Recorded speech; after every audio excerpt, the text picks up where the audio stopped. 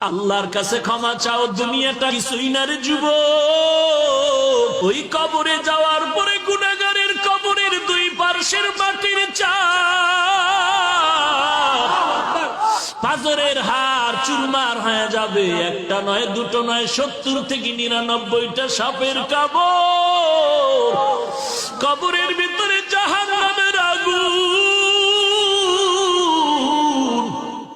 এরে বান্দা, এখনো কি আল্লাহর রাস্তায় ফিরে আসবি না?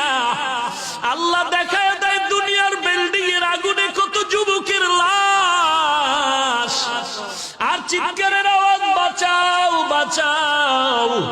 একটু চিন্তা করে দেখ, যখন আগুন লাগছিল শরীরের মধ্যে তখন ওদের কেমন লাগছিল, অবস্থাটা কেমন হয়েছিল।